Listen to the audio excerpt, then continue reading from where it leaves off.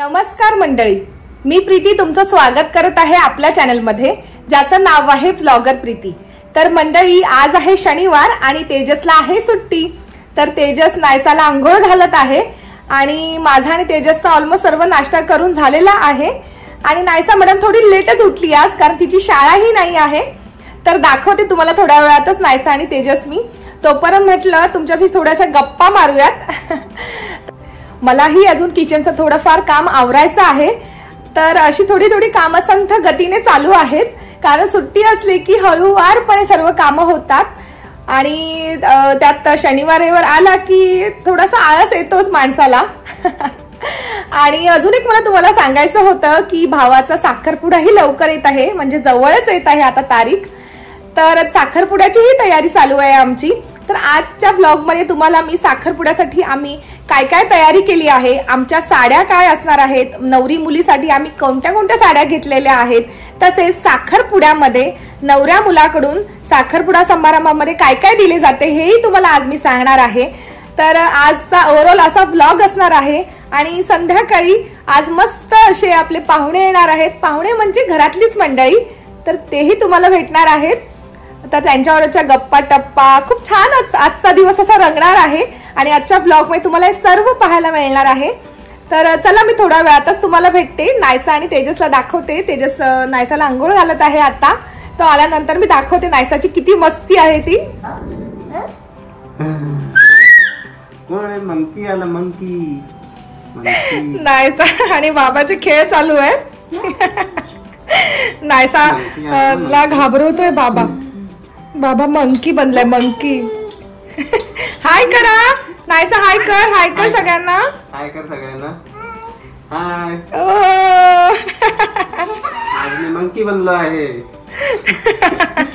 नायसाना आणि बाबाचे मस्त खेळ चालू असतात। शनिवार रविवार वेगवेगळ्या प्रकारचे खेळ तुम्हाला पाहायला मिळतील आमच्याकडे। कधी आपडी थापडी, तर कधी प्राण्यांचा खेळ। मंकी बरोबर आपडी थापडी, आपडी थापडी गुळाची। मंकीला कोकम सरबत दिलं, मंकी कोकम सरबत पितो, सरबत पितो। छान आहे ना, छान आहे ना। काय पिते नायसा? सरबत पिते। अकरा, वाव, छान आहे ना। नायसाला आवडलंय खूप। नायसाला ना कोकम सरबत, लिंबू सरबत, सगळ्या प्रकारचे सरबत नायसाला आवडतात। आणि मंकीने मास्क उतरवला आहे। ओ वाव वाव। मी पिऊ तू घालते, तू घाल, तुम्हाला घाबरवा। उलटा घालते, असं घाल।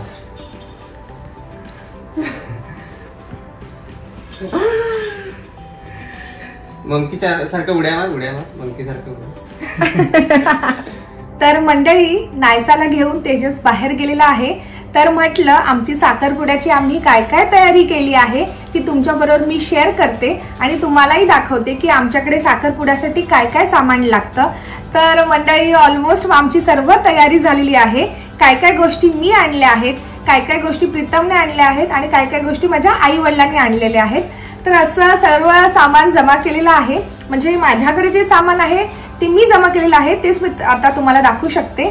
पण आमच्याकडे काय काय साहित्य लागतं साखरपुड्यासाठी, जे नवरदेवाने नवरी मुलीसाठी द्यावं लागतं साखरपुड्याच्या दिवशी नवरी मुलीला, ते आता मी तुम्हाला सांगणार आहे। तर मंडळी, प्रत्येक प्रदेशाप्रमाणे प्रत्येकाच्या वेगवेगळ्या रीती आहेत, वेगवेगळ्या पद्धती आहेत। तसेच आमच्याकडे ही वेगळी पद्धत आहे, वेगळी अशी म्हणता येणार नाही, पण आमच्याकडे काय पद्धत आहे ती आज मी तुम्हाला सांगणार आहे। तर मंडळी, आमच्याकडे साखरपुड्यासाठी भटजी काकांना बोलवले जात नाही। आमच्याकडे मुला आणि मुलीची भावकीकडची, म्हणजे भावकीतली जी मंडळी आहेत, म्हणजे आमचे चुलते मालते, आमचे भाऊ बंधू, यांना साखरपुड्यामध्ये आयोजक म्हणून बोलवले जाते आणि ते सर्व तयारी करतात आणि ते सर्व निर्विघ्नपणे हा सोहळा पार पाडतात। तर मंडळी, नवऱ्या मुलाकडून नवरी मुलीसाठी साखरपुड्या सोहळ्यामध्ये आमच्याकडून काय काय दिले जाते ते आता मी तुम्हाला सांगणार आहे। तर सर्वात प्रथम हळद, कुंकू आणि अक्षता हे दिले जाते। त्याचबरोबर ओटीचं सामान। तर ओटीच्या सामानामध्ये 5 प्रकारची 5 फळं असतात। मंडळी, नवऱ्या मुलाकडून साखरपुड्यासाठी अजूनही काही साहित्य दिले जाते, तर त्याची यादी नवरी मुलीकडून दिली जाते आणि गावातली मंडळी ती यादी देतात। त्याच्यामध्ये काय काय साहित्य असते ते आता मी तुम्हाला सांगणार आहे।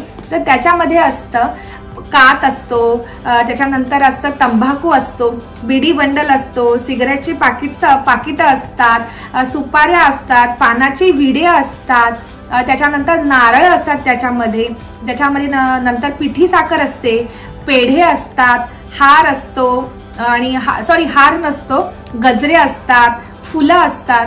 हे सर्व साहित्य मुलाकडून मुलीला दिले जाते, म्हणजे साखरपुड्यामध्ये सर्व हे यूज केले जाते। तर ही आमच्याकडे वर्षानुवर्ष म्हणजे पिढ्यानुपिढ्या चालत आलेली पद्धत आहे। ती अजून चेंज झालेली नाही आहे, ती तशीच पुढे चालत आलेली आहे आणि ह्याच पद्धतीने सर्व आमच्याकडे साखरपुडा असा केला जातो। तंबाखू काही कोणी खात वगैरे नाही, पण ते बोलतात ना, पद्धत आहे पहिल्यापासून देण्याची, ते सर्व मांडण्याची। प्रत्येक विडा म्हणजे पानाचा विडा, पान सुपारीचा विडा हा मांडला जातो। पेढे हे सर्वांना वाटले जातात, जे गजरे असतात ते बायकांना वाटलेले जातात। तर असं सर्व साहित्य जे असतं जमा केलं जातं आणि त्यांची मांडणी केली जाते आणि त्यानंतर हे सर्व साहित्य सर्वांना वाटले जातात। तसेच गावाकडची मंडळी, पहिल्यातली जुनी जी मंडळी आहे ते पान सुपारी खायचे म्हणून पान सुपारी दिले जाते, काही तंबाखू खायचे म्हणून तंबाखू दिले जाते आणि काही विड्या वगैरे ओढतात, सिगारेट ओढतात, त्यामुळे ती सिगारेट देण्याची पद्धत आहे जुनी। त्यामुळे अशा पद्धतीने हे सर्व साहित्य दिले जाते आणि त्यांची मांडणी होते। तर आमच्याकडे तर भटजी काका नसतात, त्यामुळे गावकरीच हे सगळी मांडणी करतात आणि खूप छान प्रकारे हा सोहळा पार पडतो। तुम्हाला हे सर्व व्हिडिओमध्ये आमच्या बघताच येईल की तुम्ही सर्व हे व्हिडिओमध्ये आमच्या बघणारच आहात की आमच्याकडे कशा पद्धतीने सर्व मांडणी होते आणि कसा साखरपुडा सोहळा हा पार पाडला जातो। आणि मेकअप किट असते म्हणजे शृंगाराचं सामान। तर मी शृंगाराचं सामान आणलेलं आहे। तर ही अशी मी एक किट तयार केलेली आहे। तर हा बॉक्स मी वेगळा घेतलेला आहे आणि ह्यामध्ये सर्व शृंगाराचं सामान आहे। तर त्या शृंगाराच्या सामानामध्ये फाउंडेशन आहे, आय शॅडो आहे, आयब्रो पेन्सिल आहे, काजळ पेन्सिल आहे, त्याच्यामध्ये साडी पिन आहे, केसाची पिन आहे, लिपस्टिक आहे, परफ्यूम आहे, बांगड्या आहेत, गजरा आहे आणि बरंच असं साहित्य आहे याच्यामध्ये। तर तुम्हाला मी ते एक एक करून दाखवू शकत नाही, पण तुम्ही इथे बघू शकता। तुम्हाला इथे बांगड्या दिसतील, त्याचबरोबर इथे कॉम्पॅक्ट वगैरे दिसेल असं। तर आणि हे पण असं नेल पेंट रिमूव्हर पण आहे याच्यामध्ये, म्हणजे बरंच साहित्य आहे। गजरा आहे, नेल पेंट आहे आणि हळदी कुंकवाचा करंडा आहे याच्यामध्ये। आता तुम्हाला जर मी हे वेगवेगळं सगळं दाखवलं तर बराच वेळ जाईल आणि परत ते सगळं अरेंज करताना मग मुश्किल होईल आणि टिकली देखील असते ह्याच्यामध्ये। तर अशा प्रकारचं साहित्य असतं हे नवरी मुलीसाठी। नवऱ्या मुलाकडून खास एक भेट असते तिच्यासाठी ती। त्याचबरोबर नवरी मुलीसाठी साडीही घेतली जाते। ती साडी मी तुम्हाला थोड्या वेळात दाखवेल। तत्पूर्वी मी तुम्हाला माझ्या आईची साडी दाखवते। माझ्या भावाने आईसाठी साडी घेतलेली आहे साखरपुड्याला। तर ही आहे माझ्या आईची साडी आहे। ह्याचा ब्लाउज मस्त शिवून घेतलेला आहे आईने आणि ब्लाउज आईकडेच आहे। आता मी तुम्हाला माझी साडी दाखवते। माझ्या साडीचा मी तुम्हाला आधी ब्लाउज दाखवते। हे बघा, हे असं ब्लाउज डिझाईन केलेलं आहे। ही ना हातावरती अशी डिझाईन मी बनवून घेतलेली आहे आणि हे असं बॅकला डिझाईन आहे ब्लाउजच्या।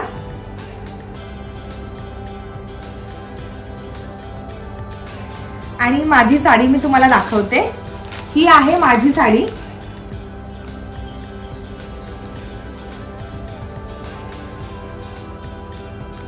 जेव्हा मी ती नेसेन तेव्हा नक्कीच तुम्हाला दिसणारच आहे ती साडी। आणि त्यानंतर मी तेजसचे कपडे दाखवते। आता मी हा कुर्ता ओपन करून दाखवत नाही आहे, पण हा असा तेजसचा कुर्ता आहे। आम्ही दोघं एकमेकाला मॅचिंग करत आहोत। त्यामुळे माझी साडी पिंक कलरची आहे तर तेजसचाही कुर्ता पिंक कलरचाच आहे। फक्त नायसाचं थोडंसं कॉन्ट्रास्ट आहे, म्हणजे तिथे जरा वेगळा आहे। ती तिच्या मामाला मॅचिंग करते आहे, कारण पिंक पिंक तिघं म्हटलं नको, थोडंसं काहीतरी वेगळं असू दे, दरवेळी तेच तेच नको. तर आता मी तुम्हाला दाखवते नायसाचा ड्रेस. तर हा आहे नायसाचा ड्रेस. हा ही मी आता पूर्ण असं ओपन करत नाही आहे, पण तो तुम्हाला लवकर दिसेलच. साखरपुड्यामध्ये जेव्हा नायसा घालेल त्या तुम्हाला तो पूर्ण असं मी दाखवेलच. त्यानंतर मी दाखवत आहे माझ्या वहिनीची साडी. आम्ही साडी कोणती घेतली आहे वहिनीला ती तुम्हाला दाखवते. ही बघा, ही साडी घेतलेली आहे साखरपुड्यासाठी वहिनीला.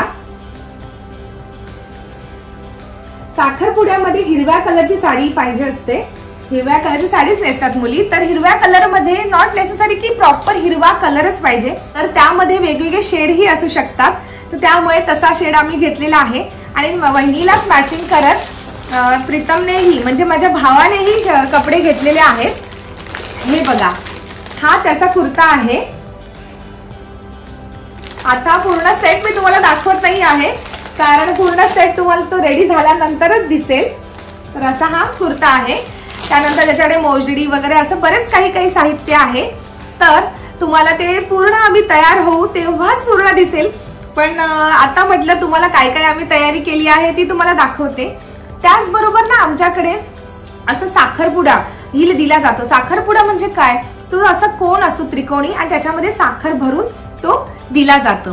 तर तसा एक साखरपुडा आहे आमच्याकडे. तर तो माझ्या आईकडे आहे, तो आईने घेतलेला आहे. त्याचबरोबर आम्ही रिंग ट्रे सुद्धा घेतलेला आहे अंगठी ठेवण्यासाठी, दोघांची अंगठी ठेवण्यासाठी. आजकाल तर फॅशन आहे, तुम्हाला सर्वांना तर माहितीच असेल. जेव्हा एंगेजमेंट मध्ये नवरा आणि नवरी मुलगी एकमेकाला अंगठी घालतात त्यावेळेस रिंग ट्रे मध्ये त्या अंगठ्या ठेवल्या जातात आणि तिथूनच मग त्या अंगठ्या उचलून आपण त्या घालतो. तर मी तुम्हाला आता आमची अंगठी दाखवणार आहे. आमची म्हणजे पूजासाठी, म्हणजे नवऱ्या मुलीसाठी. माझ्या वहिनीचं नाव आहे पूजा. तर तिच्यासाठी आम्ही जी अंगठी बनवली आहे प्रीतमने म्हणजे माझ्या भावाने आणि पूजाने दोघांना मॅचिंग अशी म्हणजे होतं ना कपल रिंग अशी बनवलेली आहे. आता मला नाही माहिती ती तुम्हाला कितपत दिसत असेल, पण हा ना असा दिल आहे. तर हा असा दिल बनवलेला आहे, हाफ दिल तिच्याकडे हाफ दिल ह्याच्याकडे. आणि ह्यामध्ये ना प्रीतमचं असं नाव लिहिलेलं आहे. आता समजत नाहीये ते तुम्हाला कशा रीतीने दाखवू, तुम्हाला दिसेल की नाही, पण इथे असं ना प्रीतमचं नाव लिहिलेलं आहे प्रीतम. आणि त्याच्या अंगठीवरती पूजा असं नाव लिहिलेलं आहे. आजकाल तर हे ट्रेंड आहे आणि फॅशन आहे. आजकाल सर्वत्र आपण अशाच अंगठ्या बघतो. प्रत्येकाची आवड असते, प्रत्येकाला काय काय आवडतं हे प्रत्येकावरती डिपेंड असतं. तर त्यामुळे हा दोघांच्या आवडीनुसार आम्ही अशी अंगठी बनवलेली आहे. अजूनही बरेच दागिने बनवलेले आहेत, पण ते मी सर्व तुम्हाला आता रिव्हील करणार नाही.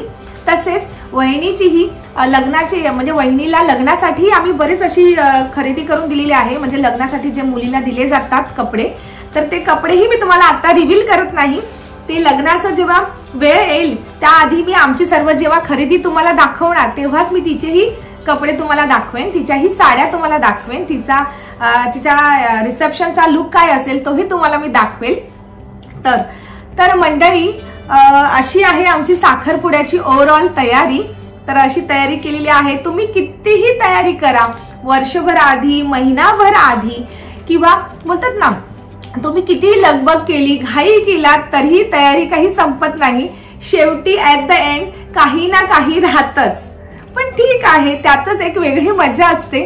आणि असं लग्न सोहळा, साखरपुडा सोहळा, घरामध्ये असं काही कार्यक्रम असलं की अशी बोलतात ना एक वेगळ्या प्रकारची मजा आणि अशी घाई गडबड ही होणारच, प्रत्येकाच्या घरी होते.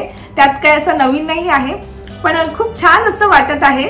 आणि आता लग्नाची म्हणजे साखरपुड्याचा दिवस आता जवळ आलाय, तसाच साखरपुडा झाल्यानंतर लग्नाचाही दिवस लवकरच जवळ येईल. आणि त्यानंतर आम्हाला लग्नाचीही अशीच घाई करावी लागेल. तर छान वाटतं आहे आणि खूप मस्त असं मला फील होत आहे की आता मस्त आम्ही रेडी होणार आणि छान साखरपुडा आम्ही एन्जॉय करणार. हेच दिवस असतात की आपण सर्व एकत्र येतो, मजा मस्ती करतो, आपण नवीन आपल्या पाहुण्यांना भेटतो, मस्त नटतो थटतो आणि एन्जॉय करतो. अशा ह्याच्यामध्येच गाठीवेठी होतात मंडळी. तर अशी आमची तयारी आता मी तुम्हाला दाखवलेली आहे. तर संध्याकाळी मस्त मस्त पाहुणे येणार आहेत। पाहुणे म्हणजे असं बोलता येणार नाही, घरातली मंडळीच आहेत, म्हणजे माझे आई वडील, माझा भाऊ, माझी मावशी, मावशीची मुलगी, मावशीचा मुलगा आणि त्यांची सून, त्यांची मुलं आणि बरीच अशी मंडळी येणार आहेत घरी। तर तुम्हाला त्यांनाही मी दाखवणार आहे, तुम्हाला तेही आल्यानंतर मी दाखवणार आहे की आम्ही किती मजा करतो ते। तर चला मग आता नायसा आणि बाबा येतीलच थोड्या वेळात।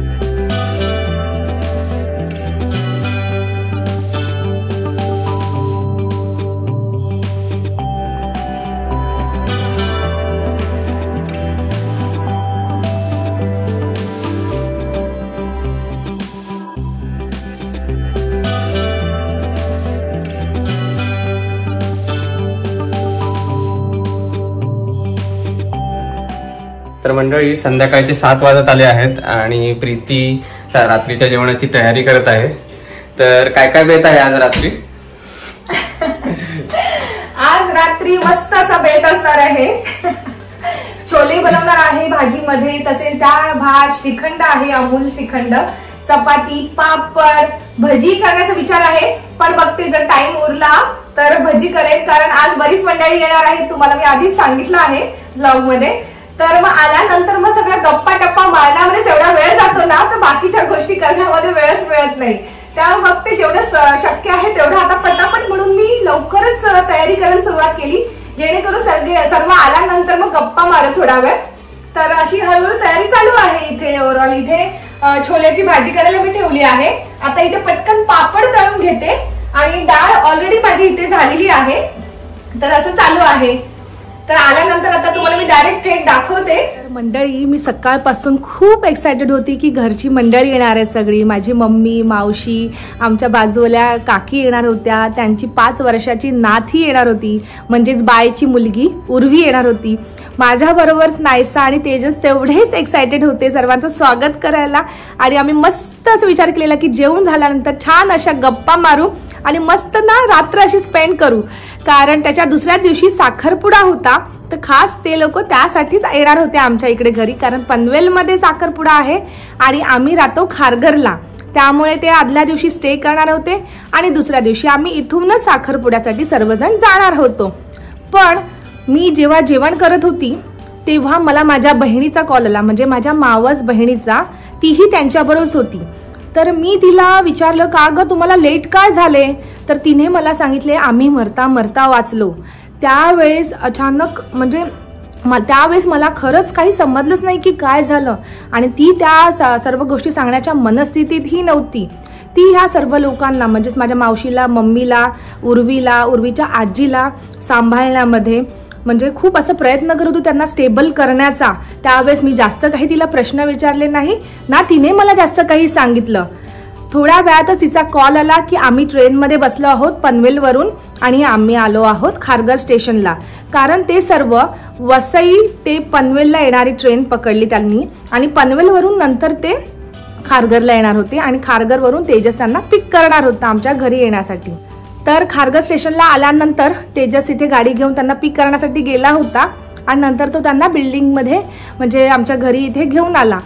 घरी आल्यानंतर मला सर्व घटनाक्रम कळाले की काय झालं एक्झॅक्टली ते ऐकून मी तर सुन्न झाली, पण त्यांच्यावर जे झाले आहे ते त्यांनी त्या ट्रॉमामधून ते तेव्हा बाहेरच आले नव्हते, कारण तो एवढा मोठा हादसा होता त्यांच्या लाईफमधला आणि पहिल्यांदा असं काही घडलं होतं जे स्वप्नातही त्यांनी विचार केला नव्हता। आम्ही सर्वजण एक्साइटेड होतो की आता घरी जाणार, मस्त छान छान गप्पा होणार आणि दुसऱ्या दिवशी एंगेजमेंट होती, तर एंगेजमेंट विषयी थोडी तयारी होती। तर ह्या सर्व गोष्टी सर्वांच्याच मनात होत्या। काही हादसा होईल हा कोणीच विचारही केला नव्हता। तर हादसा असा झाला की ज्या ट्रेनने त्या पनवेल स्टेशनला आल्या, ट्रेन प्लॅटफॉर्म नंबर म्हणजे प्लॅटफॉर्मवरती थांबली आणि स्वयंचलित जे जिने असतात त्या जिन्यांनी ते वरती ब्रिजवरती येऊन आपला जो CST साईडच्या ज्या ट्रेन आहेत, ज्या CST वडाळ्याला जातात त्या ट्रेन त्या पकडणार होत्या। तर स्वयंचलित जिन्यांनी ब्रिजवर येण्यासाठी त्या स्वयंचलित जिन्यावरती चढल्या। जिन्यावर चढल्यानंतर मिड पोर्शनला आल्या, त्या स्वयंचलित शिडीवरती मिड पोर्शनला त्या आल्या आणि जे टॉप पोर्शनला जी माणसं होती ती पुढे सरकतच नव्हती, कारण ऑलरेडी ब्रिजवरती खूप गर्दी होती, कारण बाहेरगावच्या ट्रेन येतात आणि बाहेरगावच्या ट्रेनची वाट बघत माणसं ब्रिजवरती उभी होती। तर ब्रिजवरती माणसं का उभी होती हा सर्वांना प्रश्न पडलाच असेल, कारण बाहेरगावच्या ट्रेन कोणत्या प्लॅटफॉर्मवरती येऊ शकतात ते कोणालाही माहिती नसतं. त्यामुळे माणसं वरती वेट करत होते. समजा 6 नंबरला आली तर पटकन धावत येईल 6 नंबरला जातात, 7 नंबरला आली तर 7 नंबरला जातात, असा विचार करून ते सर्वजण वरती उभे होते आणि त्यांचं लगेजही वरती होतं. त्याचप्रमाणे ज्या CST वरून ज्या ट्रेन येतात पनवेलला तोही पब्लिकचा क्राऊड तिथे होता आणि जो वसई पनवेलवरून आलेल्या ट्रेनचाही क्राऊड तिथे जमा झाला. असा बराच क्राऊड त्या वरच्या ब्रिजवरती जमा झाला. त्यामुळे टॉपला असणारे माणसं, ज्या स्वयंचलित जिन्याच्या वरती सर्वात वरती टॉपला असणारी माणसांना पुढे जाण्यासाठी जागाच उरली नाही. अक्षरशः कचाकच तो पूर्ण वरचा ब्रिज भरला होता. त्यामुळे टॉपची माणसं वरती जाऊ शकली नाही. आणि तुम्हाला माहिती आहे स्वयंचलित जिने हे स्वतः पुढे पुढे जातात, त्यामुळे ते स्टॉप होत नाहीत. तर पुढच्या माणसांना पुढे जाता आलं नाही, त्यामुळे त्यांचे पाय सरकत सरकत पाठी आले, म्हणजे ते पाठी पडत गेले. ते पाठच्या मधल्या माणसांवर पडले, मधली माणसं पाठच्या माणसांवर पडली, अशी सर्व माणसं एकमेकांवरती पडत गेली. तर त्या सर्व माणसांमध्ये आमची फॅमिली होती. तर हे सर्व वयाने जास्त असल्यामुळे त्यांना पटकन असं उठता आलं नाही. त्यामुळे त्यांच्यावरती माणसं पाय देऊन गेली. म्हणजे 4-5 किंवा त्याच्याहूनही जास्त माणसाने, जेवढी वरून खाली पडलेली किंवा आजूबाजूला पडलेली, प्रत्येक जण आपला आपला जीव वाचवण्याचा प्रयत्न करत होता.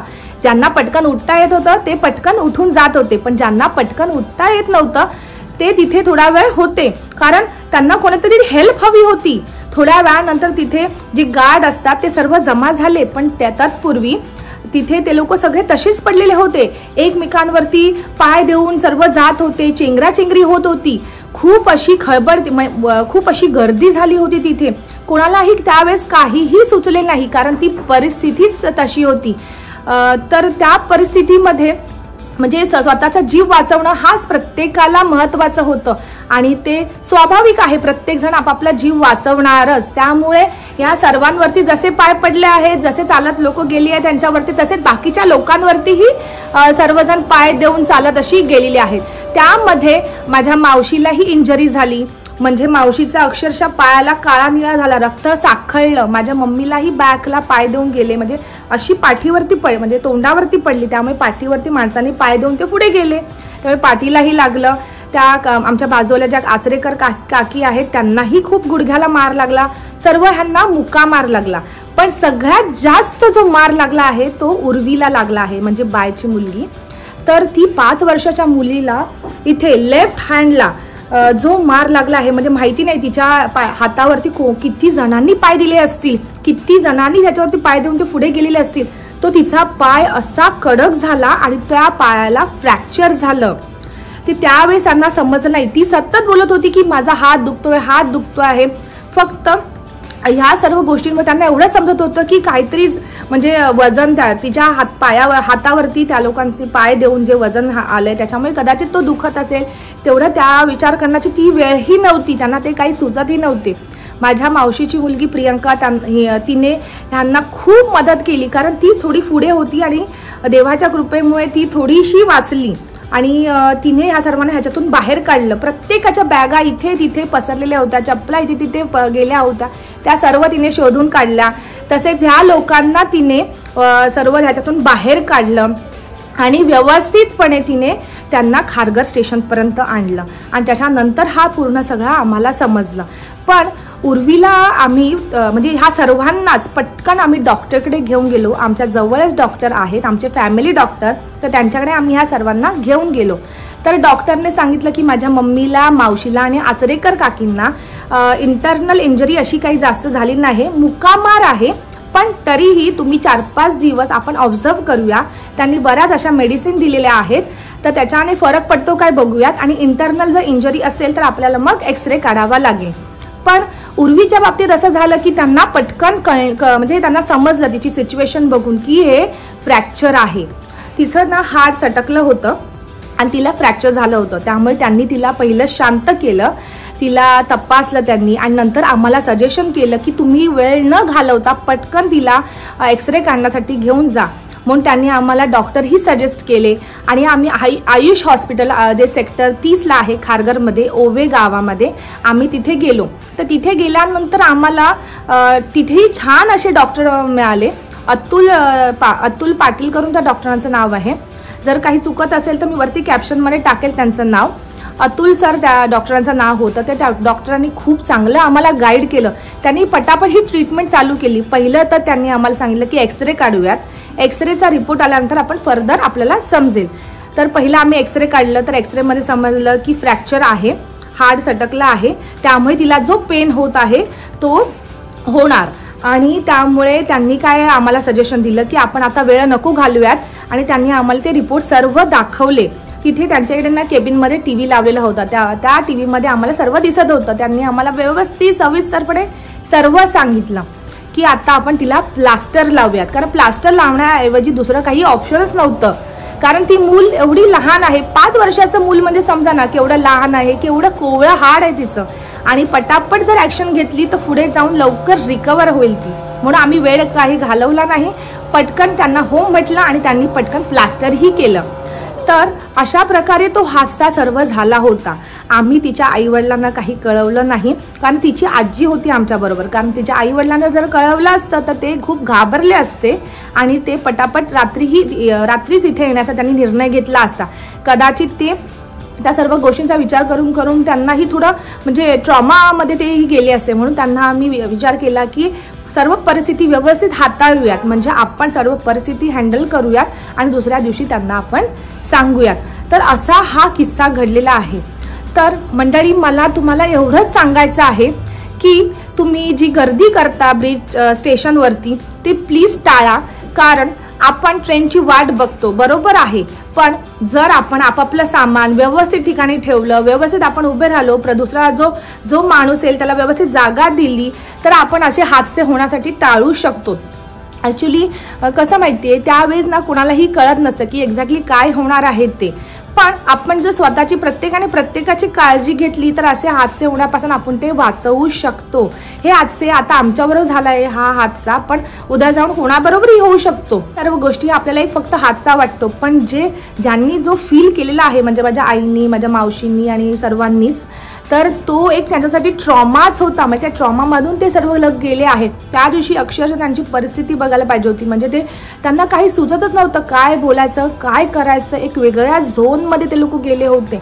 पण खरंच सांगते, पटापट सर्व ऍक्शन झाली, त्यांना पटापट हॉस्पिटलमध्ये घेऊन गेलो, पुढचे उपचार झाले, त्यामुळे ते सर्व थोडंफार रिकवर झाले आहेत। फक्त वाईट एकाच गोष्टीचं वाटतं की उर्वीला फ्रॅक्चर झालं। बिचारी मुलगी एवढी मस्त आनंदाने सर्व फंक्शन एन्जॉय करण्यासाठी आली होती आणि बिचारे तिच्या कोवळ्या हातावरतीच, मुलांचं हाड कसं नाजूक असतात, कोवळे असतात, अजून पूर्णतः त्यांची वाढ झालेली नसते, त्यामुळे त्यांना ते खूप म्हणजे वेदना होणारच आणि होतीलच, म्हणजे होतच असतील तिला वेदना त्या। कारण आपल्याला जराही भाजलं तर आपल्याला केवढं दुखतं किंवा लागलं तर दुखतं, तर ते अक्षरशः तिच्या हातावर माहिती नाही किती लोकांनी पाय दिले असतील, तर तिला किती वेदना होत असतील। तर मंडळी, त्या दिवशी मी पुढचं काही शूट नाही केलं आणि काय कसं फ्रॅक्चर झालं, आम्ही डॉक्टरकडे गेलो हे तुम्हाला काहीच दाखवलं नाही, कारण मी आम्हीही त्या सर्व झोनमध्येच नव्हतो की सगळं काय कसं करायचं, पटापट रिकव्हरी त्यांना झाली पाहिजे, पटापट ऍक्शन घ्यायचा हाच आमचा एक मोटिव्ह होता। पटकन त्यांच्यावर उपचार झाले पाहिजेत। व्हिडिओ आणि बाकीच्या गोष्टी राहिल्या बाजूला, पण पहिला आपलं आरोग्य महत्वाचा, कोणाचा जीव वाचवणं हे सगळ्यात महत्वाचं आहे लाईफमध्ये। आणि तेजस त्या दिवशी घरी होता, म्हणजे शनिवार होता त्या दिवशी हा सर्व हादसा झाला होता 16 तारखेला रात्री 7:15 दरम्यान, आणि तेजसला सुट्टी असते शनिवारी, त्यामुळे तो घरी होता। आणि लकीली तेजस घरी असल्यामुळे सर्व पटापट करता आलं, कारण गाडी तेजसला चालवता येते आणि गाडीने आम्ही सर्व ठिकाणी पटापट जाऊ शकलो। तेजस जर नसता तर ह्या सर्व गोष्टी पटापट झाल्या नसत्या आणि त्यामुळे आम्हाला ना तेजसची त्यावेळी खूप मदत झाली, कारण सगळं पुढे उपचारासाठी कागदपत्र दाखवणं, सगळं माहिती सांगणं, हे सर्व काम तो करत होता आणि उर्वीला सांभाळण्याचं काम, तिला शांत करण्याचं काम मी करत होती। आणि आई, मावशी आणि तर आचरेकर काकी तर त्या ट्रॉमामध्येच होत्या, त्यामुळे त्यांच्याकडून काही आपण एक्सपेक्ट करू शकत नाही किंवा त्यांना आपण काही सांगू शकत नाही, कारण ते सर्व त्यांनी त्यांच्या डोळ्याने पाहिलं होतं, ते त्यांनी सर्व अनुभवलं होतं। एक बोलतात ना, मरणाच्या दारातून येण्याचा अनुभव त्यांनी घेतला होता। तर हे सर्व करता करता आम्हाला घरी येईपर्यंत 11:30 वाजले। त्यानंतर आमचं जेवण खावण झालं, उर्वीला आम्ही जेवण भरवलं, तिला मेडिसिन दिल्या आणि तिला आम्ही झोपवलं। सर्व करता करता आम्हाला रात्रीचे 1:30-1:45 झाले। तर मंडळी असा सर्व प्रकार त्या दिवशी घडला। अजूनही तो विचार आला मनामध्ये किंवा मम्मीला, आईला, आचरेकर काकींना त्या सर्व गोष्टी आठवल्या ना तर ते सर्व खूप असं भयानक वाटतं त्यांना। तर मंडळी अशा ह्या सर्व गोष्टी मला तुम्हाला सांगायच्या होत्या, आमच्या सर्व गोष्टी तुमच्यावर व्यक्त करायच्या होत्या। माझ्याकडे आहेत ते सगळं एक्सरे वगैरे केलं आहे, पण मी दाखवणार नाही, कारण ह्या सर्व गोष्टी ॲक्च्युली काय दाखवायच्या ना अशा, म्हणजे ह्या पब्लिसिटीसाठी वगैरे काही नाही आहे, ते ॲक्च्युली त्यांच्यावर घडलं आहे।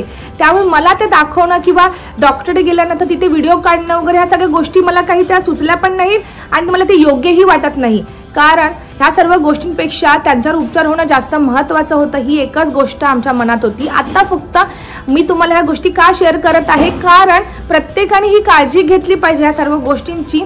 आणि मी सकाळपासून त्या दिवशी तुम्हाला खूप सांगत होती की सर्वजण घरी येणार आहेत, आम्ही खूप गप्पा मारणार आहोत, त्यामुळे पुढचं काय झालं हे सर्व मला तुम्हाला सांगायचं होतं।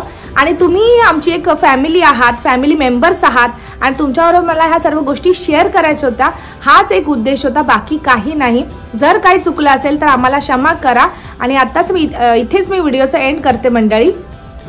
बाय।